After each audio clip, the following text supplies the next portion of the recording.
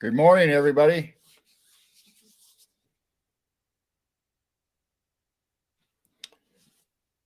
Can you all hear me? Dennis? I hear you fine. Yes, sir. Good morning, sir. Good morning. You want to go over the copyright before we start? Okay, I'll take care of it. Copyright disclaimer. This channel may use some copyrighted materials without specific authorization of the owner, but contents used here falls under the fair use. Copyright disclaimer under Section 107 of the Copyright Act of 1976. Allowances made for fair useful purposes such as criticism, comment, news reporting, teaching, scholarship, parody, and research. Fair use is a use permitted by copyright statute that might otherwise be infringing nonprofit, educational, or personal use tips the balance in favor of fair use. And there you go. There we go. We might have to use that today. Who knows? Mhm. That's a good idea to have a plan B, that's for sure. Well, our friend Nighthawk is under the weather this morning, so we're kind of taking controls of the booth here. I'm here in the grotto. That's a fancy way of saying a man cave.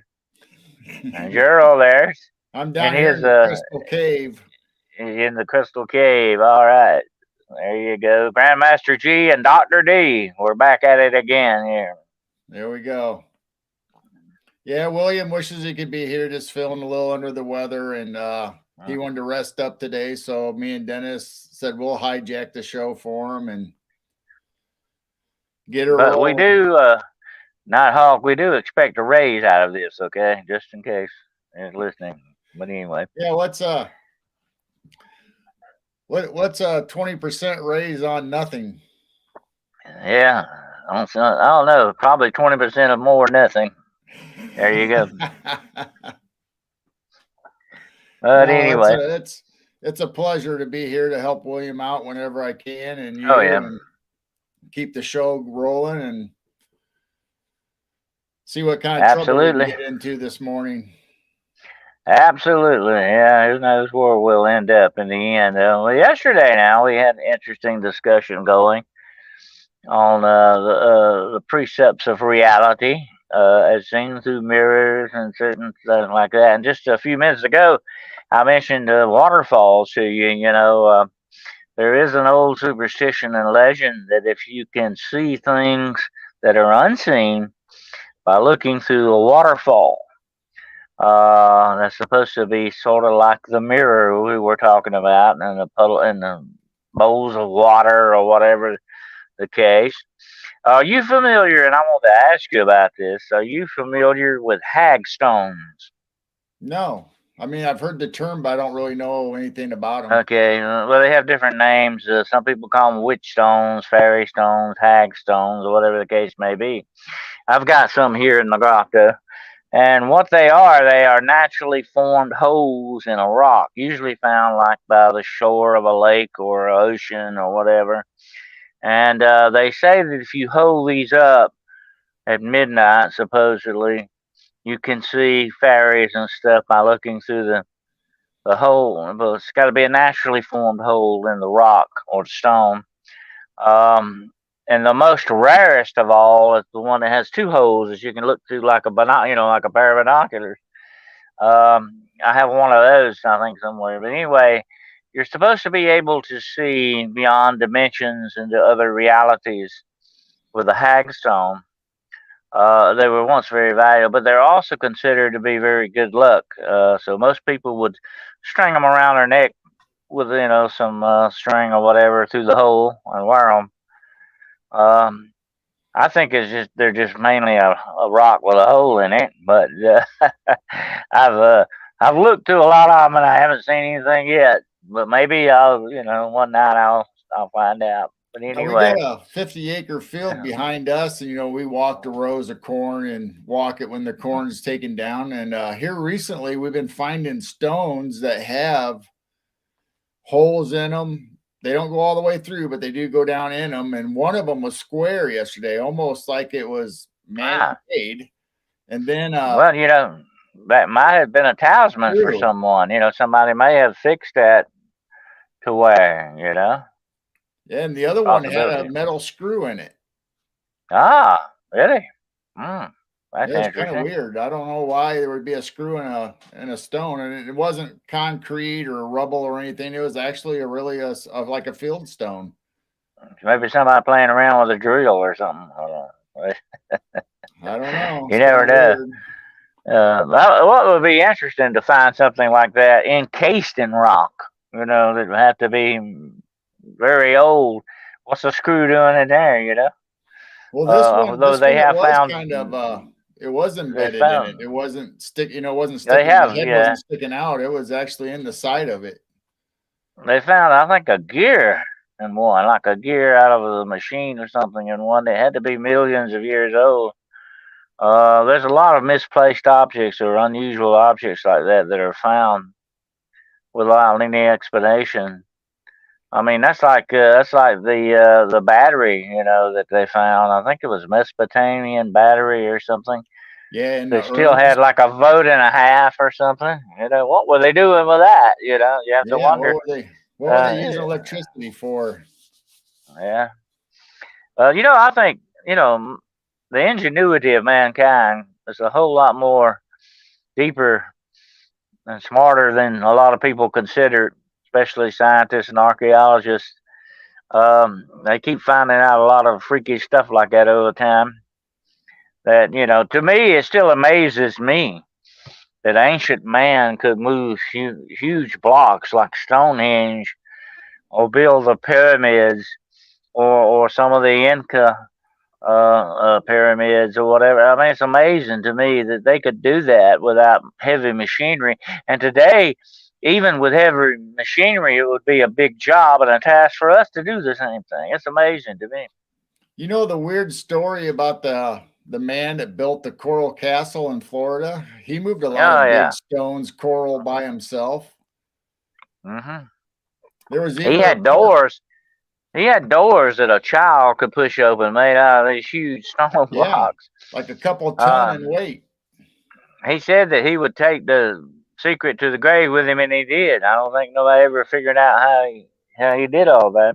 Yeah, the door is not operational anymore. I mean, it'll still move, but it's not like it was, and they don't know how Like to it was, fix it. and They don't it know how to probably make it set. back the way it was, how he had it. It probably settled after some earthquakes or something. It happens. But there was a story that he had a big coral block, you know, moved Mm. to him, and they delivered it on a big flatbed. And the hmm guy says, "How are we going to get this off of it?" And he goes, "Oh, that's all right. You just go ahead and take care of your business, and I'll think about it." Oh, When the guy came back, it was already off the truck. And it was just him there.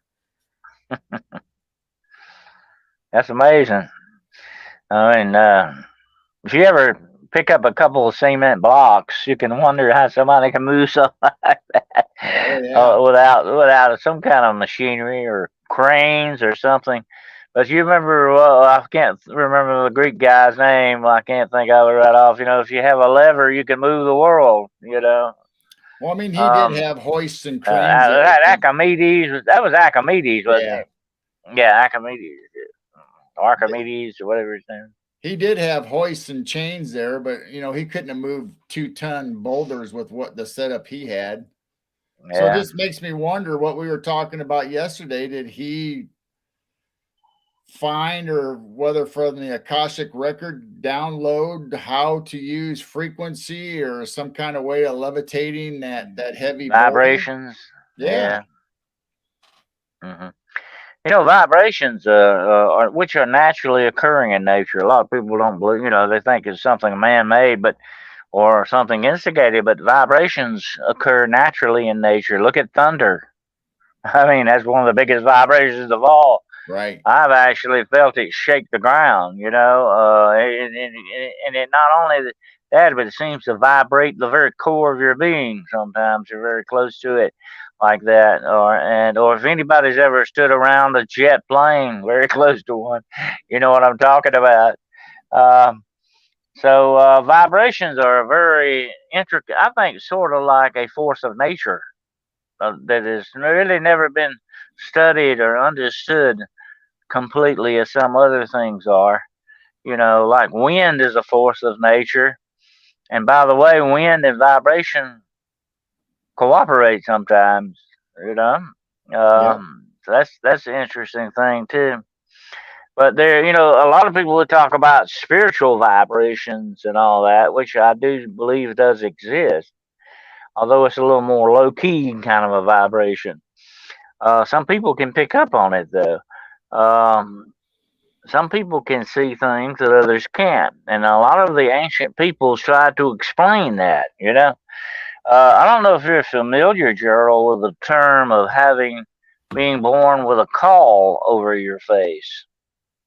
Right. They call Yep. these caul-born people. That's spelled Caul, by the way, as a call, not like calling somebody.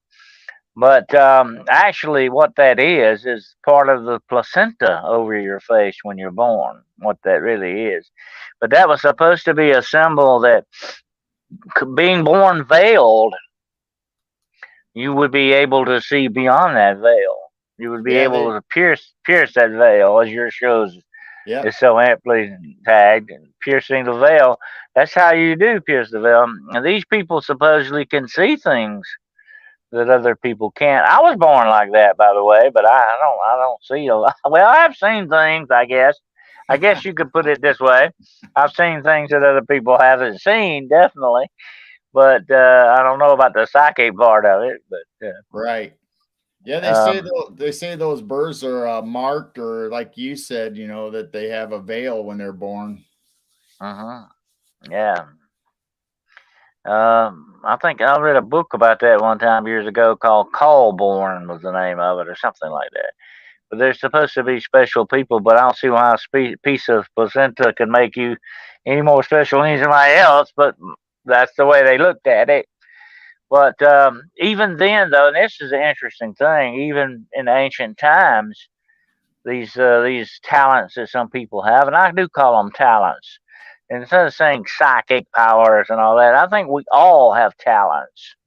We do. Some of us develop talents better than others. Some of us are more in touch with our talents than other people are. Look at artists. I see them do amazing pictures and paintings that blow your mind. Some people are very in touch or in tune. There's that vibration thing again. They're in tune with this talent, and that's good. That's a really good thing, and that's that balance I've talked about before. That spiritual balance when you really know you're in tune and you use your talents, whatever they may be. Whether it's reading people or understanding situations, or I think I have a talent for discernment. You know, so I think whatever your talent is, if you utilize it, it makes you a better person, Yep. a more balanced person. You know, A don't lot you of think? people, like you said, are born with these gifts. Whether you want to call them special gifts, or of the spirit, or whatever their talent is. But as they grow older, and they get growing up and getting involved in the world and stuff going on, they kind of lose contact with their abilities. Even though they're still there, they just don't use them or practice them, and they kind of forget about them over time. And some people later in life start developing them again. Hmm. Well, that's very true. Very much like a muscle in your leg. If you quit using your leg, your muscle's going to deteriorate. And you're going to be walking around with a limp if you can still walk. And that's, I think, the talent is very much like a muscle that has to be exercised. I think if you don't exercise that talent, it will get old and stale on you, and it will atrophy a little bit. But it's always there if you can always touch it again. You got a chance of reviving it, definitely, as you get older. But here's the interesting thing about these powers, these abilities, is that if you don't use them, you don't really feel fulfilled. You know what I'm saying? You don't really feel in touch with it. You feel like something's missing, you know. And a lot of people go through life, Gerald, with that hole in their life. There's a hole there, and they Right. try to fill it. They try to fill it in the wrong ways. Unfortunately, they might try to fill it with alcohol or drugs, or some kind of obsession like pornography or gambling or whatever it is. They try to fill that hole, and they don't understand what they're doing and doing it in the wrong way.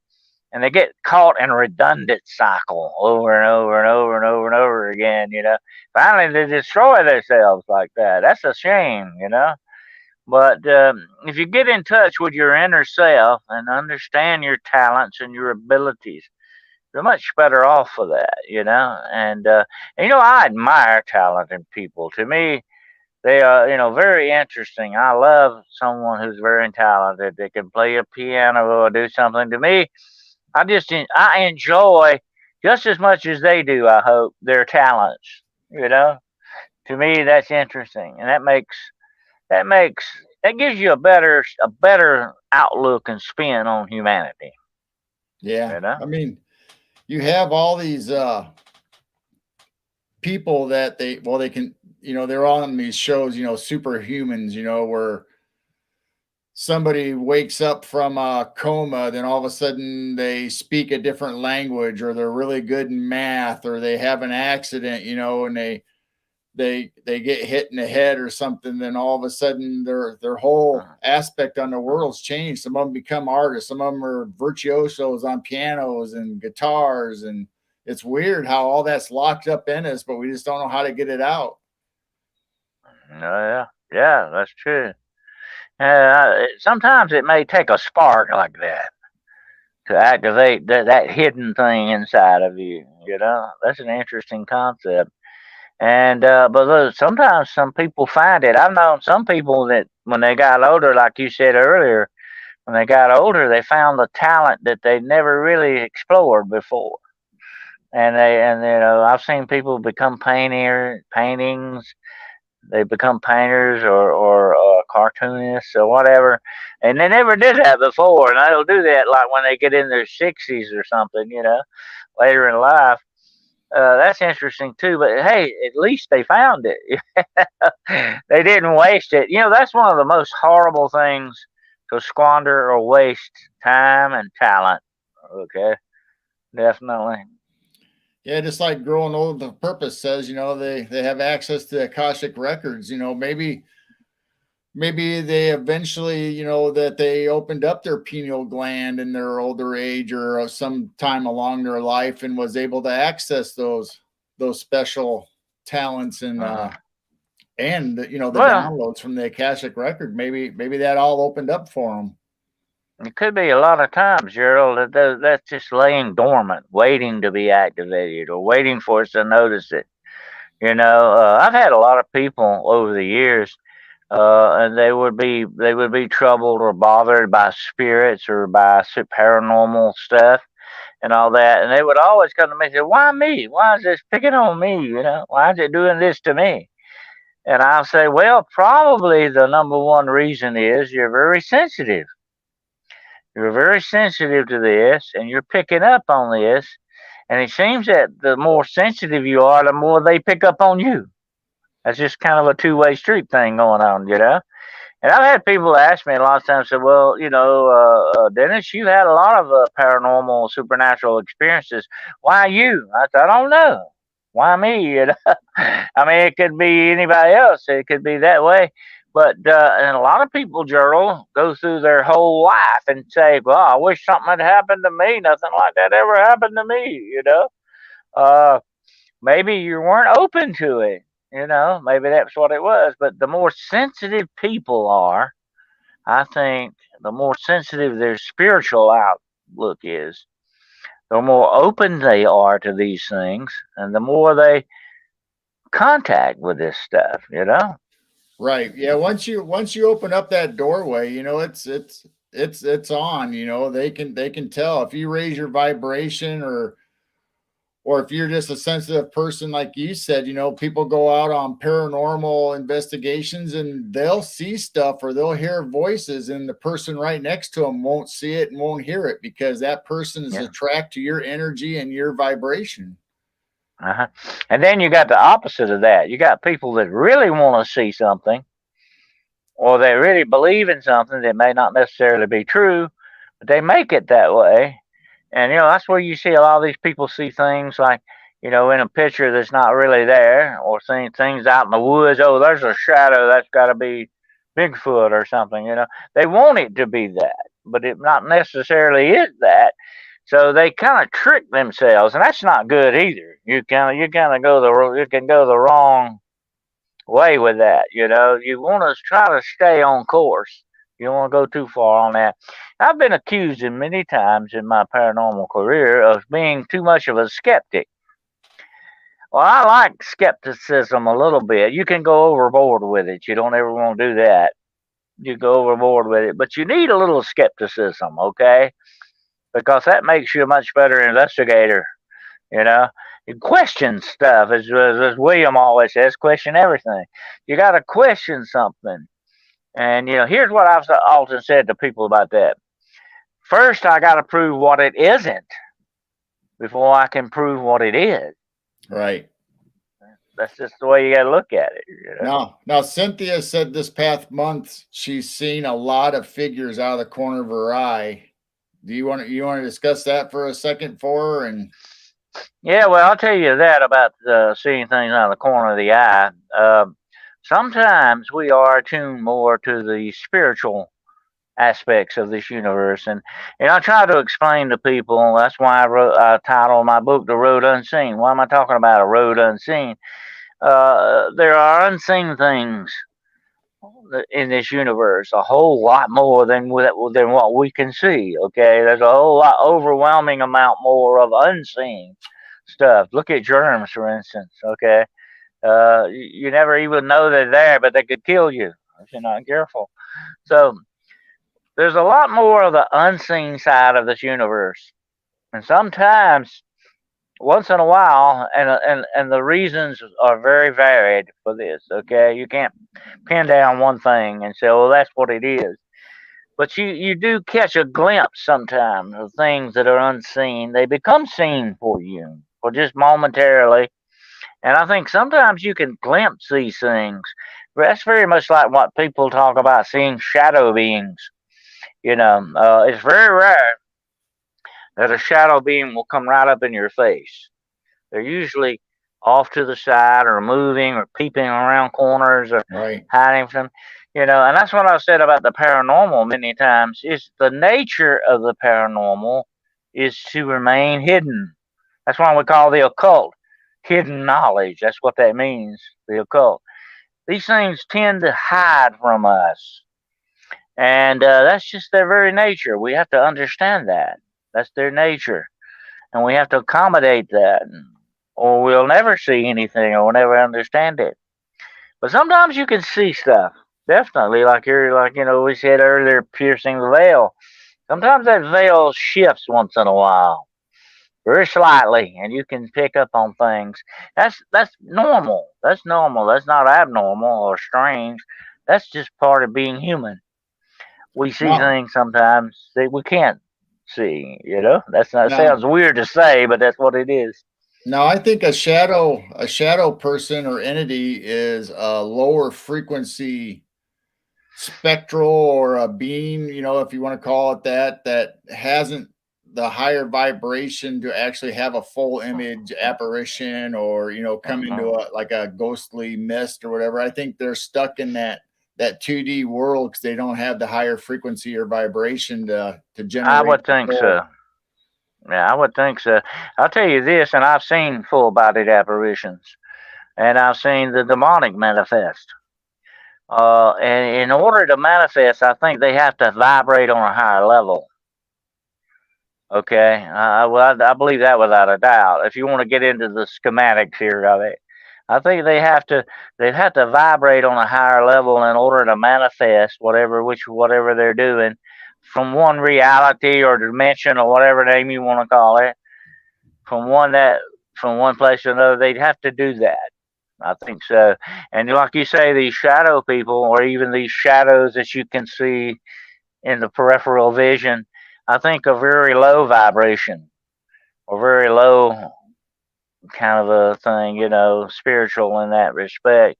They're not fully manifestation. They're not a full manifestation of that. To me, that probably makes a lot more sense when you talk about spiritual vibration and all that. And you know, a lot of people who have talents and psychic talents, or as I like to call them, can pick up on these vibrations better than some other people can.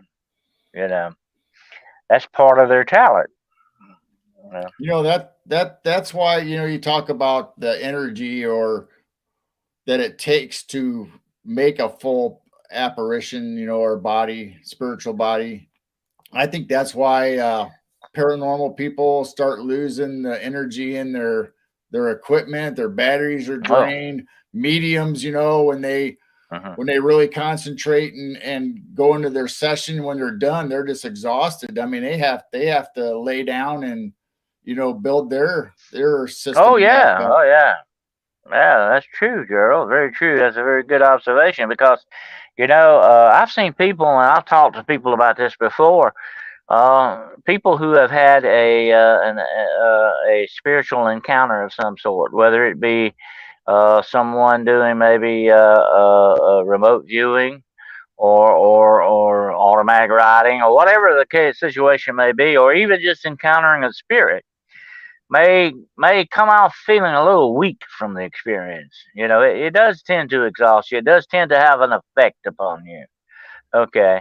And I've often told people that they run into these situations, eat a piece of chocolate or drink a little, grape juice or something to kind of, what it really does. I'm going to tell you what, this is a physical effect off of that. Okay. And I'm glad you brought that up. It actually lowers your blood sugar. When you run into this vibration or whatever you want to call it, this spiritual energy, it actually has a reaction. Not everybody now. I can't paint everybody with the same brush. But most of the time, a normal reaction to this is lowering the blood sugar. Why?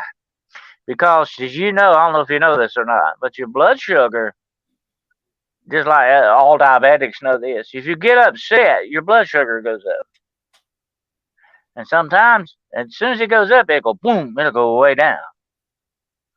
See what I'm saying? Yeah. Um, and that can happen with normal people too. By the way, they have no diabetic things. It can happen. This is a normal reaction to. So I'm not saying fear, but high emotional trauma, like something that really get heightens you up. You can have that reaction. Not every time, but you can have that reaction. So I tell people, get you a piece of chocolate. Chocolate's very good to get that sugar back up, to get that, get your metabolism back going back the way it should, because these things can adversely affect you from time to time. Right. I Definitely. mean, if you're at a heightened awareness or whatever, or you're going to say you're fearful, even, I mean, your body's reacting to that. So your body is at full alert and it's using all of its resources to try to Hmm. contradict or going on with whatever your brain receptors are receiving. So You're your using body's energy. working hard, whether you know it or not, during those times, and you have to recuperate from Yeah, it. you're using energy. Yeah. And what we're talking about here, we're talking about vibrations and low key and all. Really, basically, what we're looking at here is spiritual energy. And everything, except unless you're a rock, maybe, everything has a spiritual energy to it. All living things. I saw a thing. This is freaky. Okay, I saw they've got a machine now that you can actually put these leaves on a plant, and it plays music. Yes. Plants are putting off a musical vibration. Think about that a minute. Every living thing has, I think, some type of a spiritual energy to it. Some, as you said, may be lower than others, and some may be higher energy than others, or a higher kind of an energy, like we are. I hope we have a higher spiritual energy than a plant.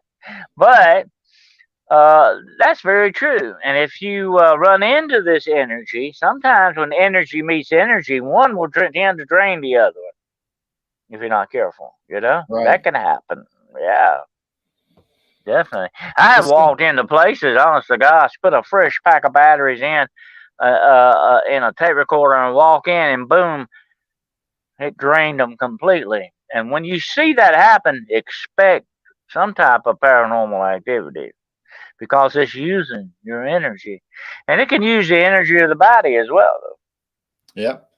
So if you're having a day where you're feeling sluggish or not quite into it, you know, you're not really sleepy, you just don't feel like being motivated or whatever, maybe you got something coming to you, you know, that's going to appear or visit you, or maybe you already had that. Say you're into your, you know, during your sleep cycle, maybe you astro traveled, maybe you know experienced something, you know, during your No, they sleep, and could your be. body was physically They, doing what it needed to do to use up that they energy. It could be an entity around you too. You know, it could be something from the outside influencing you. You know, that's what I've said so many times, Gerald. We need to pay more attention to our bodies, our spiritual centers, physical centers as well. We need to pay more attention to it because most of the time it's trying to tell us something. You know, um, I'm gonna tell you something very this my own self personally. Many times before I've ever had any type of a paranormal encounter, I kind of felt it coming on. I mean, I don't know. I can't really pinpoint to say exactly what it was that triggered that, but I kind of felt like, hey, you know, something's going to happen. And I could feel it, but I didn't really put that on the front burner. You know what I'm saying? I didn't Right. really go by that, but it was there and I knew it, but it was just kind of, you know, I took it for granted, I guess, that it was going to happen. What Here's what I said. A lot of people say, "Well, why do you do that?" I don't know. I guess after you've experienced a lot, after you've stayed in this long enough, it becomes second nature. You You know, know. when the weird thing is you need to get out in nature, you know, and ground yourself. Whether you take your shoes and socks off and actually feel the earth and the grass in your toes and underneath your feet, because the earth vibration and frequency is 7.83 megahertz, I believe. And Mhm. guess what? Your body is the same exact frequency as the earth. So that's how you get energized, is by physical touch with the earth. And here's another thing, Gerald. I said this on my last, show of Hunting the Shadows when I was talking about defense against the forces of darkness. We all of us need a special place to go to every now and then, whether it's in the forest, whether it's a closet in your house, whether it's a corner somewhere, or whatever. We all need a special place out in the garden somewhere, whatever, to just go and sit and find that inner peace that we need. And once we can get in touch with that inner peace, it makes us, it affects us every way possible because it not only makes us happier. I'm not talking about trying to get happy out here. I'm talking about finding that inner balance, that vibration, or whatever name you want to give it. You find that inner balance, that peace, and you do it in a quiet place. You can't do it in a noisy environment. You can't do it a bunch of kids hollered at you. I mean, it just don't work that way. You got to go off alone by yourself. You, just yourself. Meditate, pray, whatever you want to call it, and look for that inner peace and just be quiet and just listen. Just be quiet and just be. That makes sense. You just be. What and I think that recharges your spiritual battery. You know, definitely. Well, you know, and you, like you said, you have to get away from all the disruptions and Distractions. distractions of this world, you know, and find that place, whether, like you said, your bedroom, a closet, out in nature somewhere, go for a walk in a park. You know, you have to take care of your mind, body, and soul. I mean, it's you have to have them all in the tune and working together to feel that tranquility or that peacefulness. I mean, if you're living in a rat race every day and you never take time for yourself to re-energize or recharge, then that's what's going to Hmm. happen to you. You're going to be drained all the time, and all that negative energy out there is just going to this like a psychic vampire. It's going to suck it right out of you. That's true, and that's what I said also on my show. The more negative influences around you, the more you need that inner peace. The more you need to find that calmness. And I call it a calmness. You can face these things much better and deal with them better when you're balanced by this. The old yin and the yang thing here, Yep. the yin and the yang. The balance is very true, and that's what we need to seek. A lot of people call that forest bathing now. That sounds weird, doesn't it? That forest bathing. What they're actually meaning is taking a walk in a forest. Come on, I don't know why you get that bathing part at. But anyway, if it takes going out in nature, get a long place, whatever the case, even if you want to sit somewhere alone, and I've seen people do this with just a pair of headphones and some classical music or something, whatever it is that helps you find that centeredness, that centered inner peace. That's what you need to go with. And it arms you. It gives you a bumper against this negative stuff out there. Definitely. Yep. Everybody needs some downtime to recharge, and Uh, like I said, like you said, you have to have that inner peace. However you uh, find it. Whether it's through music. Music is very meditational, and you have that certain frequency or vibration that comes into your body, and there isn't a uh-huh. piece of music that somebody hasn't heard, and then you rehear it later in life, and it takes you right back to that time and moment, almost like time travel. I mean, music is Yeah. very powerful. And a lot of people find that inner peace, that balance, by utilizing their talents, whether it's a hobby or whatever the case may be. They find happiness in doing that. They find contentment and well being. That's what you're looking for. And if it takes you using your talent to do that, that's okay too. That's what your talents are really handy for. They should make you happy. Um, um, I remember reading one time years ago, Edgar Allan Poe said that he absolutely hated writing. Okay, I can't believe that. I can't believe that. The man was a genius. How could you hate writing? And I mean, my God, what would you have written if you really loved to write? Right. Uh, but I think what he was meant was the actual physical part of it, not not the talented intellectual part of it. I think what he was talking about was the physical part of it, and it had to be because back in those days you had quills and all that. If we could give Edgar Allan Poe a tablet, what could he have done? Definitely. But Oh, the internet would and have ruined them. well, I noticed that with my own self the other day. I used to do a lot of writing by hand. I do not do that anymore. I find it much faster to type electronically than it is to write. So I'm getting very sloppy at writing it, and I'm losing my writing thing on that. And I'm going to the electronic part of it. I said, Lord help me if I ever run out of batteries. But anyway, um, the whole thing is, um, we kind of tend to go with what's easier sometimes, and that's okay if it's not detrimental to you. If it's not hurting you. It's okay to take the easy route sometimes. If you're an artisan, whether you're a writer or a wood carver or metal worker, yeah, there's machines and stuff and you said, new technology that helps you. But, maybe like even for you, put a pen to a paper with ink once in a while. Maybe that'll get you motivated and start getting your creative juices flowing, get you back to thinking and how you used to be, instead of just sitting there in front of an electronic thing and not have that Yeah. connection with the paper. Well, that's like this AI, Gerald. Okay, AI is wonderful, but where's its soul? Does it have a soul? No, no, it don't.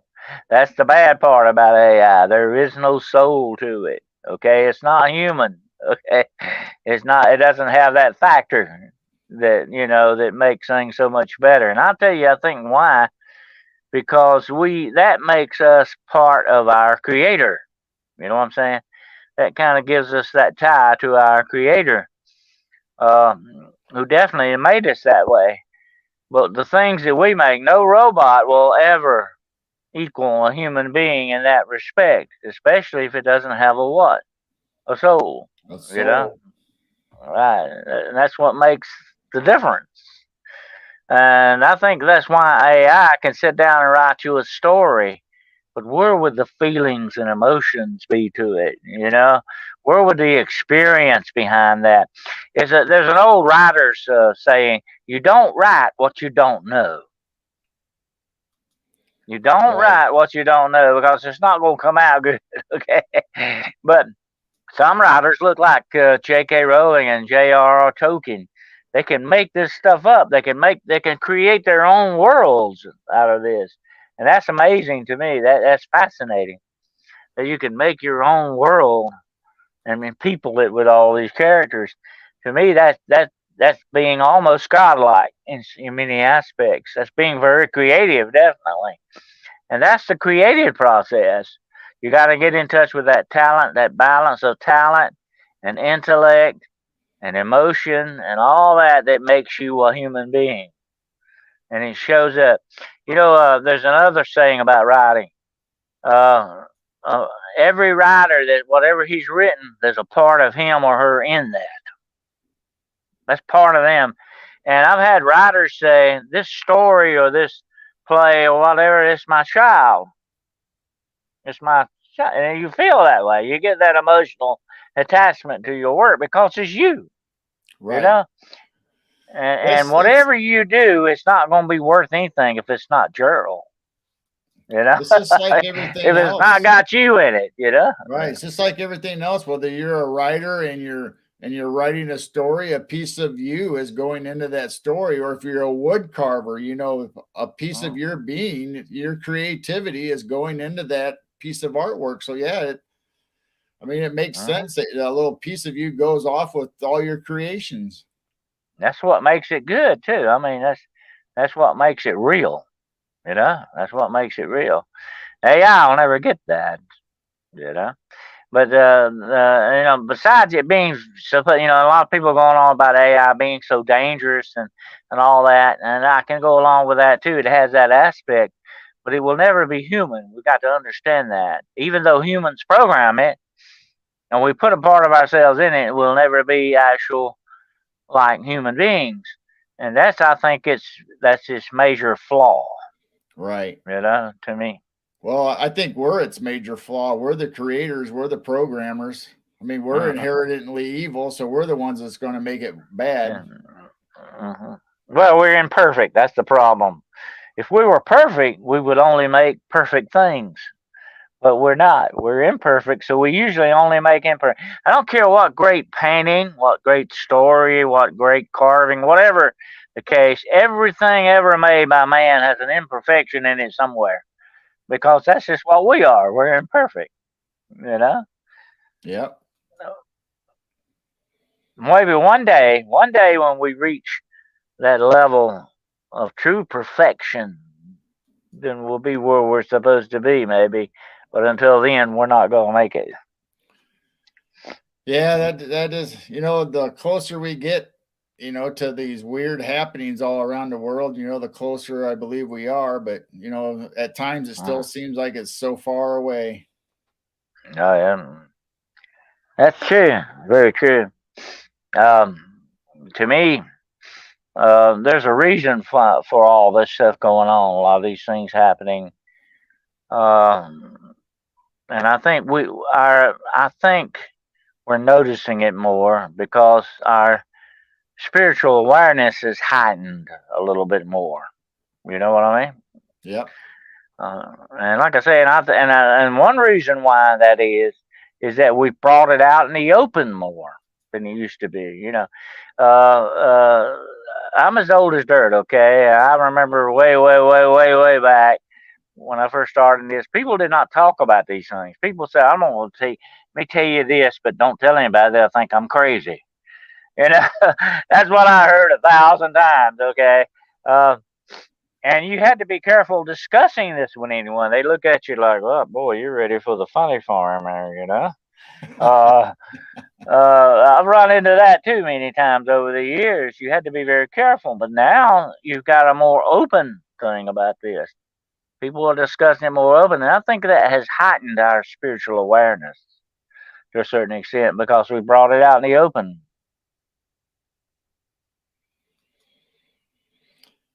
Yeah, I mean, if you're already starting your statement with, people think I'm crazy, you're already starting on a bad foot.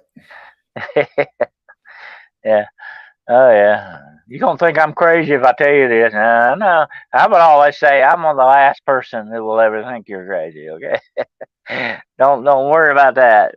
Um, but people still have that problem. People still have that problem as it embarrasses them to tell you anything.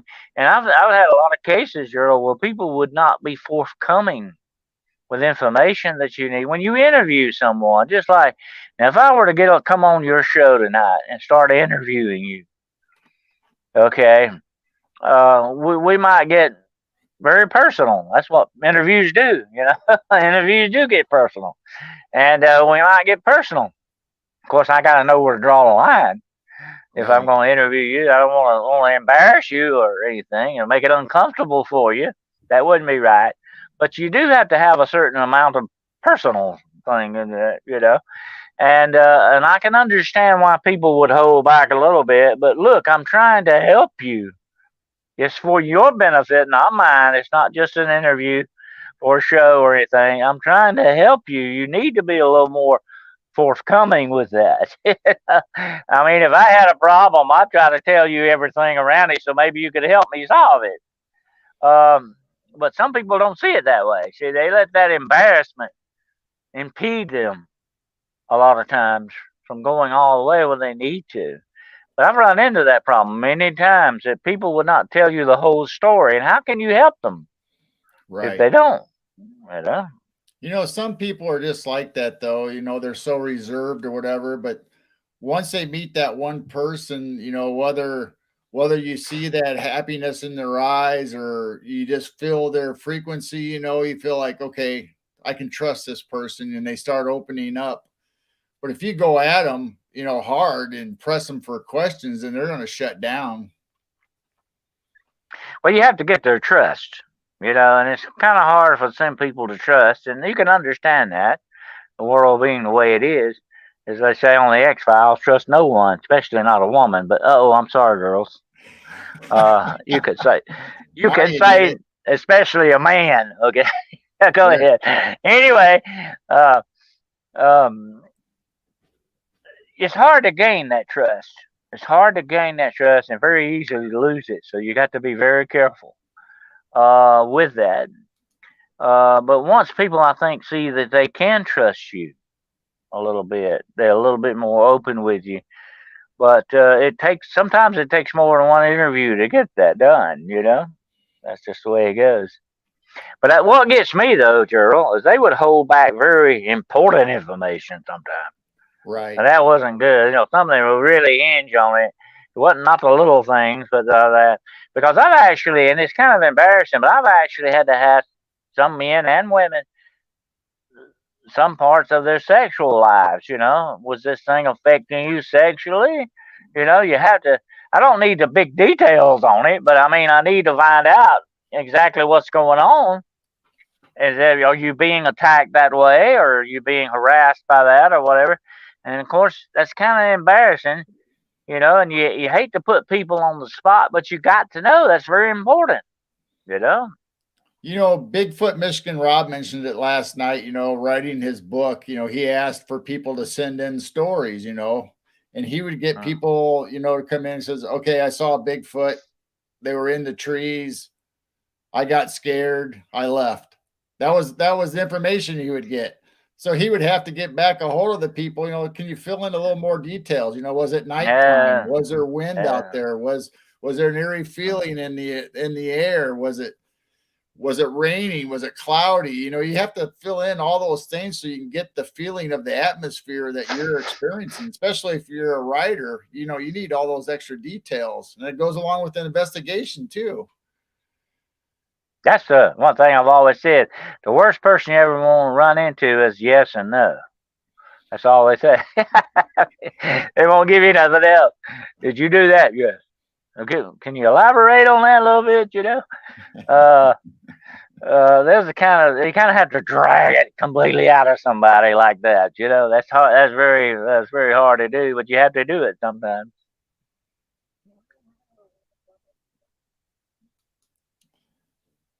definitely. But people are funny that way. People are strange. But in paranormal cases, especially demonic type cases, information is very paramount in everything. The more information you get out of the situation and out of the people that are in that situation, the better off you are. But that goes with everything, not just paranormal research. Well, I've met people too that tell you too much information. They Yeah, will tell you stuff that yeah. has Some nothing to people, do with yeah, the story that you're talking about. They'll be talking about something that says, "Oh yeah, his aunt yeah, Jenny does this, and yeah. they live I say, over here." whoa, It's like whoa, that has information nothing to do with overload it. here. Yeah, that's true. That's very true. I was That's thinking about when you were talking about waterfalls earlier. uh-huh, That our body is made of water, majority of it, and that waterfall is actually active atoms. As it's uh-huh, energized and moving around, coming down that waterfall. That's very healing and beneficial to our bodies to be in that uh-huh, waterfall. And sometimes, like you were talking about, people seem to see stuff in that waterfall, or maybe even they think a portal. uh-huh. Well, here's the thing about it, Gerald, and I think it goes with the crystals, the mirrors, the glass, the prisms, the waterfall, the water itself. All of this is bending light in different ways. The light spectrum. And like we talked about yesterday about the blue light, the infrared light and the ultraviolet light, or they think maybe ways, especially ultraviolet, maybe bending those light patterns in order to see things that can't be seen. You know, that's a very interesting concept, and I think nature does that, like with the waterfall and the water and all that stuff, to a certain extent. When you're looking through something, you have a better chance maybe of seeing something that you wouldn't normally see with the human eye. You know, that's interesting. Yeah, I mean, like were talking about, each individual droplet in that waterfall can act like a prism. Uh-huh. Maybe it is seeing a different spectrum as we're looking through that waterfall. I think you got a better, I think you got a better chance of seeing something that way in some ways. Like I said, I've done a lot of freaky experiments with crystals, crystal balls, and stuff like that. Trying to shoot photographs to them, you get some weird images. You can't say what for sure it is a lot of times. I never had nothing come out very conclusively on it and say, hey, that's something. But you get some very weird looking stuff when you bend light. And I want to tell you something about light, Gerald. I've seen light do some freaky, freaky things. I know you have too. Oh yeah. Light can do some wild stuff, and it can fool you too. A lot of times you're not careful. But there's so much of the properties of light that we don't understand. You know, there's a Oh lot yeah. that we don't. Oh yeah. I mean, lights will play tricks on you. I mean, it'll make you think you see stuff that's not there. Then all of a sudden, something that really is there. You kind of like, I didn't see that. So light has a And, very weird effect on us. Then it depends on what state we're in. and another thing, Gerald, is your perspective. Let me tell you a quick story. I was looking down a hallway one night during an investigation. I was looking down this hallway, and we had ambient light. And maybe if you're coming from outside, it might have been a moonlit night or whatever. I could see the hallway pretty good, but it was dark. And down at the very end of the hallway, every now and then I could kind of see something like would look out from the corner of a door at me and go back in. You know, and I'm going, what am I seeing here? What is that? Is that a shadow bird or what? Is that a shadow of some sort? And every now and then I would just sit like that. So it come to me, I said, well, let me change my position, you know, and that should tell me the story. That should tell me what's going on. So I changed my position, and it would still do that. So it wasn't just my line of perception of my line of sight. There was something actually down there doing that. You know. So you sometimes when you change your perspective, you get a whole different feel on a different ball game there. Right. So you got to take that into account too, you know. Since we're back on water, and stuff like that and perception, we talked about lakes and streams, where people have actually seen visions or stuff inside, the in the reflections in the water. Hmm. Yeah. I had a woman one time that sent me a picture of a swimming pool. And she said, "Look at all these faces in my water," And I could see where she was coming from, but it was simply pareidolia. And we have to warn people about that so much. People are getting sick and tired of us talking about paranormal. They say pareidolia. I don't believe in that stuff either. But it is true. It's just the way the mind works. The eye and the mind are connected. Everything we see is really upside down, but the mind turns it right side up. Okay. That's what the brain does. That's the function of the brain is to control that imagery. Uh, and a lot of times it's always looking for patterns, whether we know it or not. I've often said many times in research, look for the patterns, but this is a different kind of a thing here. It's looking to put patterns together because that's part of its imaging process. You got to understand that. That's just the way it works. And you can't let it fool you because your mind is doing that all the time. And it will put together an image of something that is not necessarily there. And that's like I said, a lot of these people come out with, oh, look, I got a picture of Bigfoot here, and it's just a shadow out in the trees, okay? And I've taken a lot of pictures of shadows out of the trees. I call it hunting the shadows. Hunting the Anyway, shadow. Good you know, plug. it's a shadow and it's not the real thing. But a lot of people see Bigfoot there. Oh, look, he's got a head on him and all that. I don't see that. I see a shadow, you know. It's what you want to see. And you got to be careful with that because, as Shakespeare said, to thy own self be true. Don't lie to yourself, okay? Do not lie to yourself. See things for what they honestly are. If you're going to send me a picture of Bigfoot, I want to see eyes and some nose. I want to see this thing close up here, okay? I don't want some supposition on a shadow out in the woods. Um, I want to see some definite evidence. You know what Carl Sagan said? Extraordinary claims have to have extraordinary evidence. Yeah, at least I hope that shadow moves once in a while. Hmm. Yeah, but here's another thing that really bugs me about that, and I've been sent thousands of paranormal pictures over the years. Is it this or what is this? It's never clear. Why is that? It's always fuzzy, out of focus. Sometimes I can understand that because people are moving. Or the target may be moving. And I've done a lot of photography over the years, and I know it's incredibly hard to get something moving when it's moving. And I know you've had this experience with stuff in the sky. If it's Right. moving, it's kind of hard to get it. That's why I like video so much. Video is much better for moving targets than still pictures. Okay. Anyway, um, uh, the movement can blur though. Especially now with these newer, digital cameras, digital technology. You got that chance more so than it used to be with the analog type stuff. But anyway, I can understand that. But look, come on, folks, let's try to get a better picture, okay? Let's not screw that up. And I used to take groups out in the cemetery and all that and teach them how to walk with a camcorder. You gotta know how to walk with a camcorder because it's going like this all the time. Or hey, and here's the other thing: is people all you ever see is just their feet. They're walking along with their feet. That's it. You don't see where they're going. You don't see nothing else. That's not getting anywhere either, folks.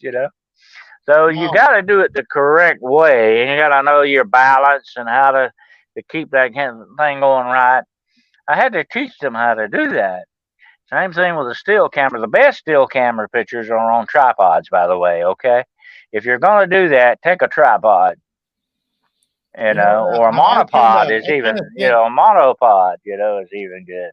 I kind of think, Dennis. Sometimes the blurry pictures, though, is either whatever you're looking at, say it's a Bigfoot or whatever, maybe they have an energy that blocks you from taking a clear picture. Well, not Well, necessarily I've a force often, field, but maybe some kind of energy. uh, And sometimes it can affect electronic equipment, just like we talked about before. Paranormal draining batteries, maybe they can affect the electronic camera. Say, I've often said that about, what I said earlier about the paranormal nature being to hide, to be hidden. They could be kind of cloaking themselves to a certain extent too, to try to remain hidden. So you're not going to get a clear picture. You know what I'm saying? No matter what you do, because they may be doing that, they may influence in that picture. What I said the other day about the big thing, we've always had discussion on vampires seeing themselves in mirrors. Okay, um, if that's the case, could you take a picture of a vampire? Think about oh yeah, it. Could you actually take a picture of a vampire? I think you could, because they are actually inhabiting space. Okay, I mean, you can take a picture of a shadow. Yeah, it's not something with a soul. That's not the case. It's actually inhabiting space and time. I think you should be able to get a picture of it, although it may not be a very clear picture. It may not, depending on what it's doing, what the subject matter is. But that's the same thing with the vampire's reflection in the mirror. I believe you can, and I just believe the reason why they hate mirrors, they're demonic. Vampires are demonic. I'm not going to get into. We'll have to do vampires one day. I'm not going to get into that right now. But they hate the reflection in mirrors. That's what it is. It's not, and that's Hollywood that they can't see themselves in a mirror. That's kind of the Hollywood thing, like the werewolves with the full moons. Anyway, uh, something is taking up time and space should be able to be photographed, although it could cloak itself. It could mess that up for you. Here's another example. It's supposed to be darn near impossible to take a picture of the jinn, the genies, the jinn, because they are spiritual beings. But they do take up if they inhabit time and space, you should be able to get some type of an image, you know.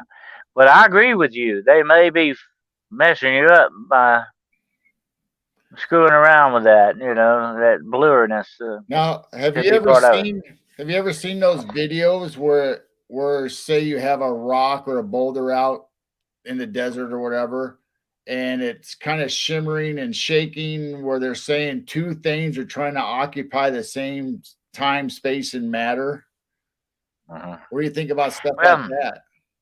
well, the atmosphere can have a lot to do with that too, Gerald. The atmosphere and the heat in the desert can make things shimmer. And I've seen that. I know you have too many times. You be going down a long highway and you see a big puddle of water on there, but when you get there, it's not there. That's a mirage. It looks like water across the road. We've all had that happen from time to time. I think that's also part of an atmospheric condition. We got to take that into account too. When taking photography, I had an old photographer tell me one time. He said, taking a photograph is like shooting an arrow. Sometimes the wind's got to be just right. It makes sense when you think about it. Well, the video I saw though, the person was actually close to the object, and it was Mm-hmm. it was actually shaking and shimmering, almost looking like it was trying to change shape or form. And they came to the Mm-hmm. conclusion that two things were trying to occupy the same time, That's a space. possibility. Could have been something phasing in or out.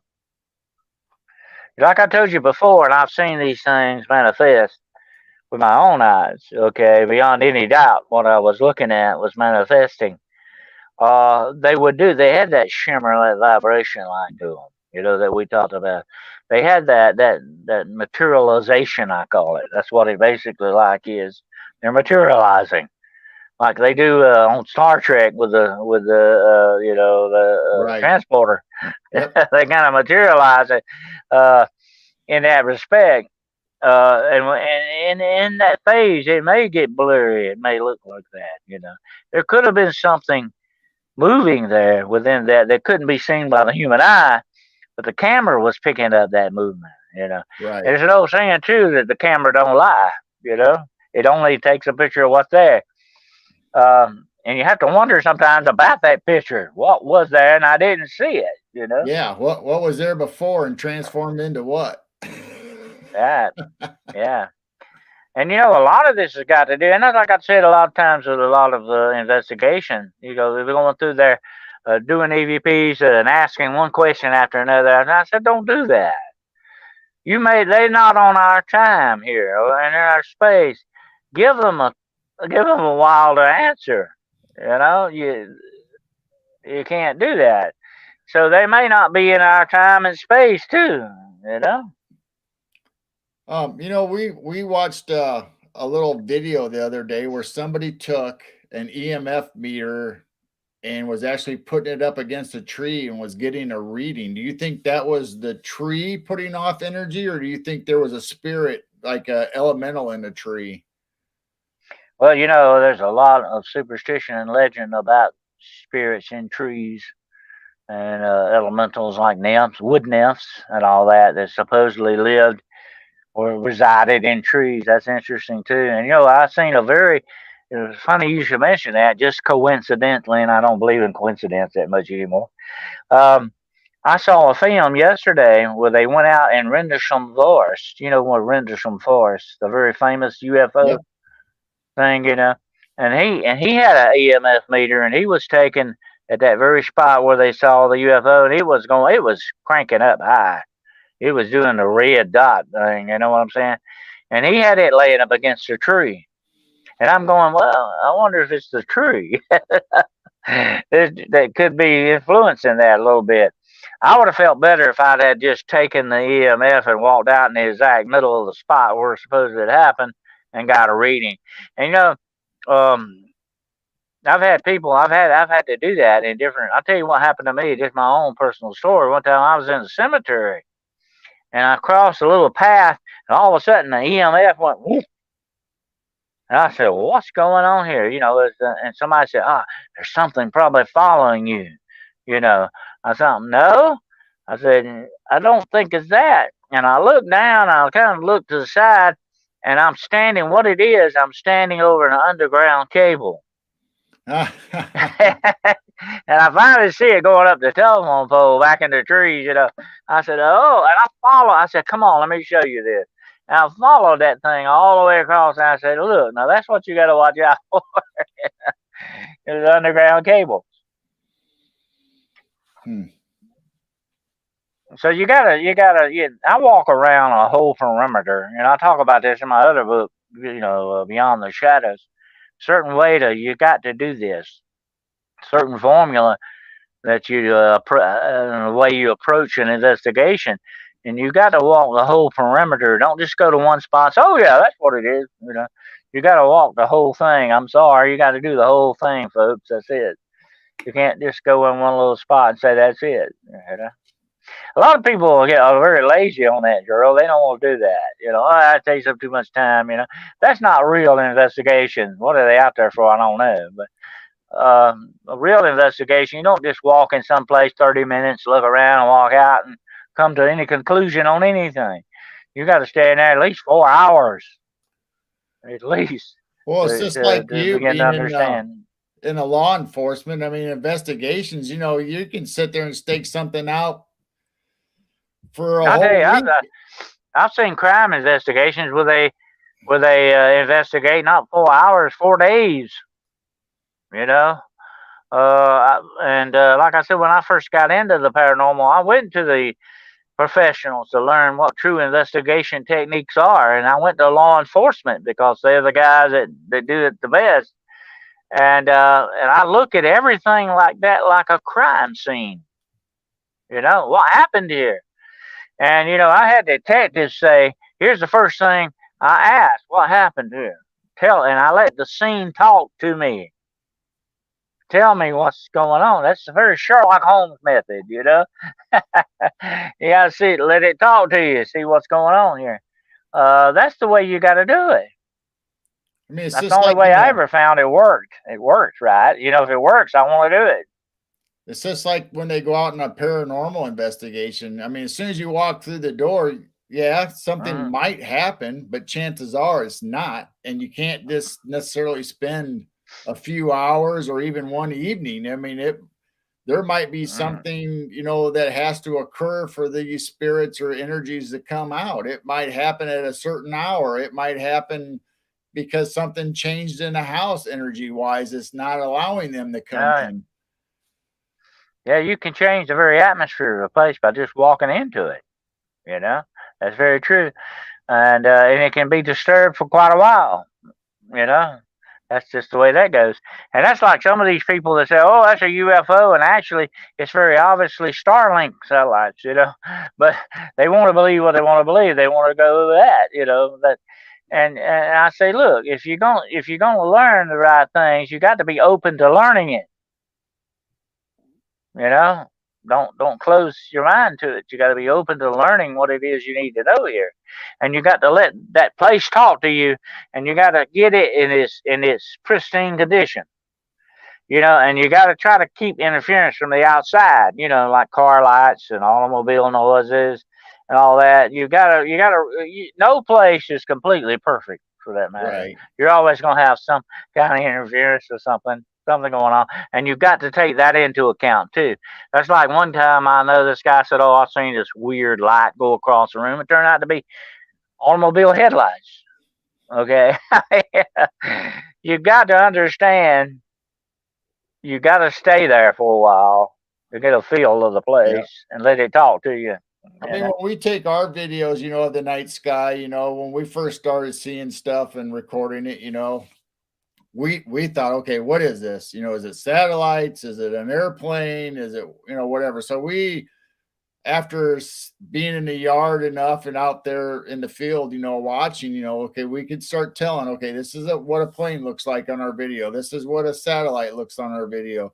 We get out the apps and we look up, okay, is this Starlink? Is it going to go across our property tonight? You know, so we start narrowing Hmm. out the everyday stuff that, you know, that occurs and to try to rule out that stuff. And you know, Gerald, people don't understand since you're on that subject. There's a lot of space junk up there, and where's it going to end up eventually? You know, it's going to come down. What goes up comes down. Usually, you got some of that, to take into account too. That could be what's possibly being seen. You know, like that video of that rocket you sent me earlier today that broke up in the sky, which was a very beautiful sight in some ways. Uh, a lot of people say, "Look, that's a whole fleet of UFOs coming in." Uh, it's what they want to believe, and you can't let that trip you up. You got to Right. find out what it is you're looking at. And that's why I said, you're very right about that. I said most of the time, if whatever is moving across the sky is going in a perfectly straight line, it's probably what a satellite. That's the way they go. I mean, yeah. So I mean, I brought all that up just like we were talking about whether it's a paranormal investigation or a law enforcement investigation or UFO investigation. You have to get used to your surroundings first and know what naturally occurs all the time to try to rule out, you know, what you're seeing or experiencing. Yeah, that's true. Absolutely. A certain way, the right way and the wrong way, do everything. I'd rather do it the right way the first time. That way you don't have to double back and do it again. It takes a lot less time though. But it still amazes me the things that some people want to believe. They'll stumble over the real truth to grasp something that's not even true at all. We have to be very careful about that, definitely. And that's a good thing about shows like this. We can sit around and bring things out in the open and discuss them, turn them all different ways and look at it. That's the way you got to do things. Just because we're talking about it, a lot of things don't actually mean we believe that or we think it exists, but we don't know. There's so much that we don't know, you know, and that's why I say a lot of this is supposition on our parts, but yet it's very interesting that we can talk about it, get it out and discuss it. It brings you a lot closer to understanding it. That's the main thing. And Well, that's what they're saying in the chat about dogs and cats being able to see and hear things that we can't, because they're operating on a different level than we are, folks. They can see in the light spectrum better than we can. They can hear sound vibrations that we can't. They can feel things that we can't too. They can smell things. I've often and I've talked to canine officers about this. They guys just say that dogs can probably smell in color. Think about that a minute. Just like we see in color, dogs can smell in color. yeah. I mean, that amazes me to think that. And I have seen, I know you have too. It's a fascinating thing to watch a bird dog. A bird dog can get out in the field, and it knows the difference between a quail and a partridge and a grouse and all these other. It knows the differences in the birds because it's trained that way. Okay, and it can, even by the position of its tail, tell you without going in that bush how many quail are in that bush with just his nose. Right. Okay, he can't see them, but he can smell them. Okay, what if you and I could smell that well? we could know a lot more of what was going on around us in our environment. That's why I always took my dog to paranormal investigations with me. I could trust him, his instincts, even over a scientific instrument. Because scientific instruments can what? They can malfunction on you. They can tell you the wrong thing sometimes. But a dog, he only tells you what he feels and knows. You know, that's why I can trust him. And that's why they're so valuable. And look at all the work they do. They don't only just herd sheep and bulls. You got a pretty tough dog when you herd bulls. Okay. Uh, That's why the ring is for, folks. I always think about that. I see people with rings in their nose now. Maybe somebody ought to put a little leash on them. But anyway, um, uh, they don't just do that. They can sniff out bombs. They can find weapons. Did you know they could even smell the gunpowder and bullets? Oh yeah. I mean, you're talking about some very good stuff here, folks. And if you can do that with a dog, I certainly would trust him on a paranormal investigation, definitely.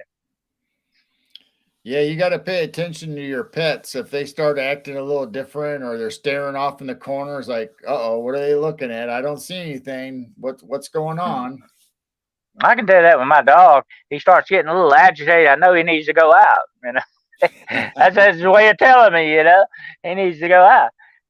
You watch them because that's the bad thing. And I know we're gonna have to end here. We're about an hour and a half on it, but here's the thing that really gets me. We do not pay attention to our environment and the things going on in it. We need to do. We really work on that because we're missing so much. And it's not just the things we can't see, things we just don't want to see sometimes. You know what I'm saying? Or we just don't pay attention to them. That's what'll trip us up. And hey, sometimes, folks, it might be detrimental to your well-being to know it. Right. If there's a bear in my back door, I want to know it. I mean, there's signs. I mean, the world, nature, and everything's given us signs. We just got to pay attention to it. And I think, a lot of ways that we've lost that. Whether it was from the pioneer days or our old grandma and grandpas, they had all these sayings. Well, there's a reason why they had these sayings. Just like Native Americans passed down all this information through generations. There's a reason why there's these stories. Well, I'll tell you, Geryl, I know you've been in the same situation I have. I've been in places where I knew somebody was watching me. I couldn't see them, couldn't hear them, but I knew without a doubt I had eyes on me. Okay, I mean I could feel it. You know what I mean? And I've been in a lot of situations like that, and I pay attention to that. Don't brush it off.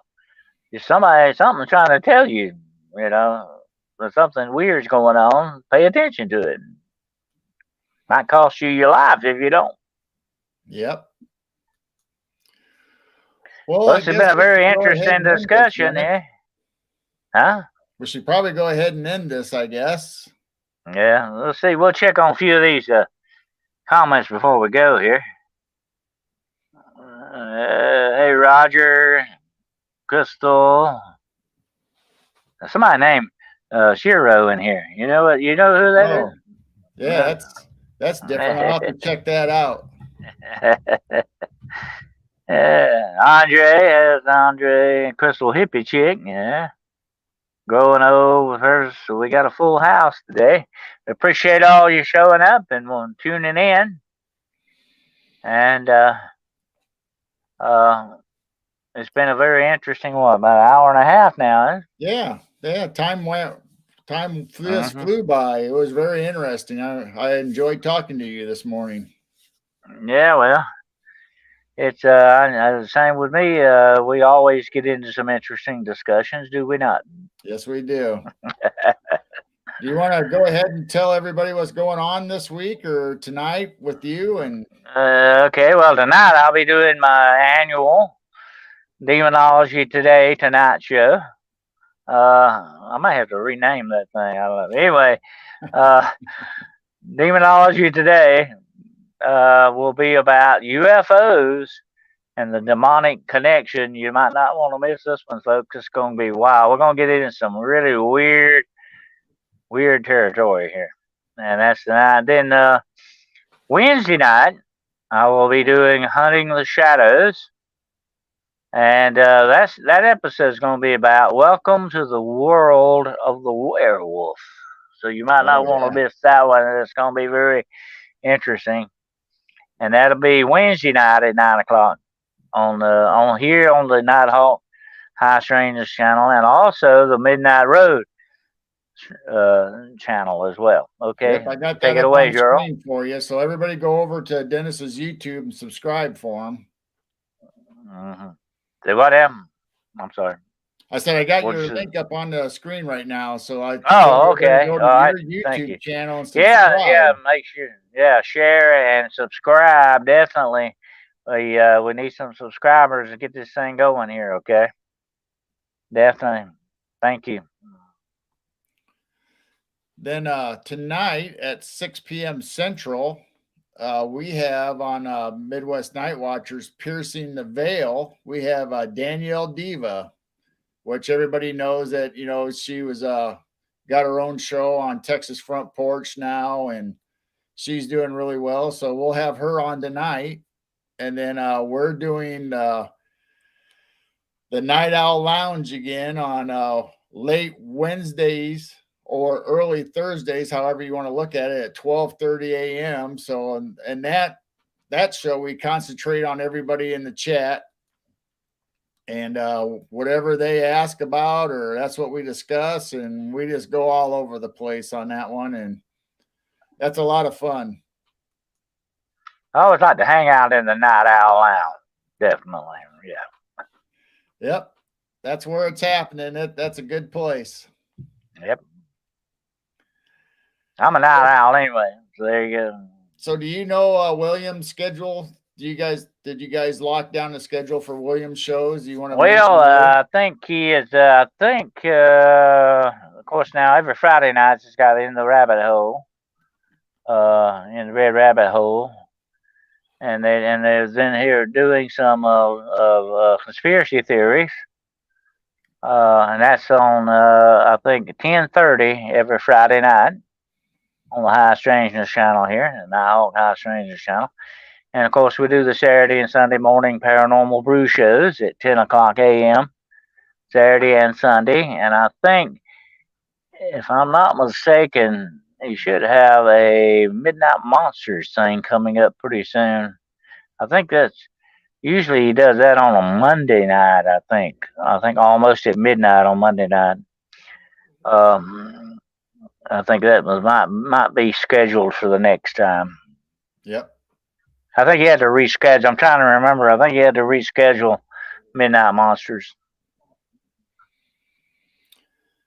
All right, everybody. Well, thank you for all coming. We enjoy you guys' input in the chat, and we love every one of you. And do you have anything else you want to say, Dennis, before we end this? Well, just gonna tell everybody to be have a good week, and the weekend's gone, I'm afraid. But have a good week coming up.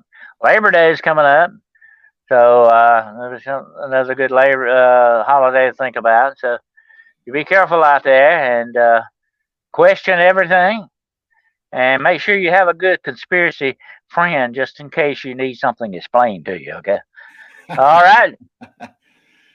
All right, everybody have a great rest of your day, and we'll see you tonight on both of our shows, whether it's ours on Piercing the Veils or Dennis's on Grizzlies, Demiology Today. So make sure to check both those out tonight, and we will see you guys all next time.